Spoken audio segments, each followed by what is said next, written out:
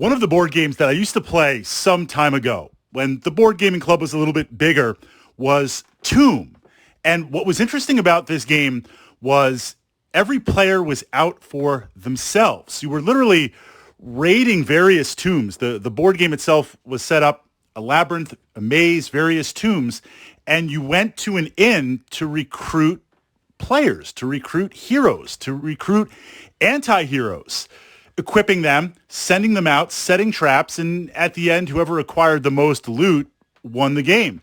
And what was really interesting about this game was the fact that some of the heroes were maybe good, others were a little bit neutral, and some were, by fantasy standards, evil. So it was one of the first games that I experienced where I could actively play bad guy characters, evil characters, misaligned characters. And one of the things that we've seen more and more as board games have evolved and design has evolved, well, now we see a number of board game titles where who are the good guys? Who are the bad guys? And you can explore different teams, different configurations based on the point of view. So within that framework, I've been pushing up to the playlist here, both under the board games and under the Masters of the Universe, Clash for Eternia, classic He-Man followers, Skeletor followers, where you can mix and match and play both sides.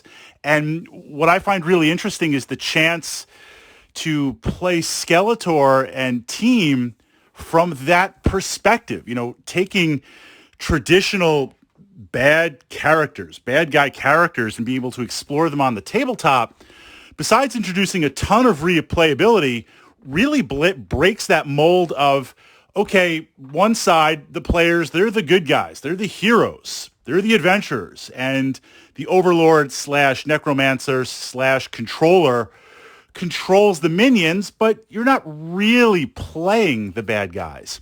I also got a taste with this with the Conan board game system. One side plays Conan and friends, and the other side gets to play a collection of evil aligned characters. Although in the Conan universe, those lines kind of blur. And of course you have your minions, but you had some named characters that you got to play and explore. So I feel like as we see board games evolving, where originally it was player versus player or players versus overlord, then we went to kind of AI systems. I think the first to really bring that mainstream was Zombicide Modern back in the day, where you controlled a hero, but the game itself controlled the zombies with a very simplistic but effective flight path system and a random spawning of different types of zombies in different locations.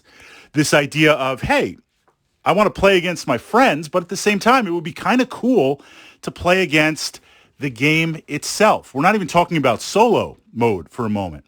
And as that evolved, game AI, I think the best example of game AI, in my opinion, would be Kingdom Death Monster. Playing that game as the AI controls the monsters, both with the diversity of cards and actions, kind of a personality depending on if it's a level 1, level 2, level 3, plus reactions from the AI cards. The first couple of times I played it, it was like, is this being controlled by some player in another room? Is this? It was really, really interesting. So we see that evolve out. We've seen board games evolve out to now where you have solo play, dedicated solo play. We see board games evolving out where it's a campaign. Yes, you can play some missions, but there's some sort of story and there's campaigns between the two. So we went from a very simple checklist to now almost the expectation, especially if it's a Kickstarter. I want massive replay. I want lots of characters. I want expansion packs. I want solo play. I want AI play. I want cooperative play. What about factions not being factions? I think this is the new way to go, to be able to explore, especially if it's an IP like He-Man or other type of factions where clearly there's a good faction and a not so good faction, to be able to just play the not so good faction with the same bells and whistles and abilities or possibilities as the good faction. Now we're blending the line. Who is good? who is not so good. And I think that opens up a lot of very interesting player dialogue and interesting opportunities in the game, in both strategy, but also injecting yourself in terms of a narrative. And I think Clash for Eternia, Masters of the Universe, does that so well, absolutely so well, not only in definition, but giving you the chance to mix and match and absolutely play both sides.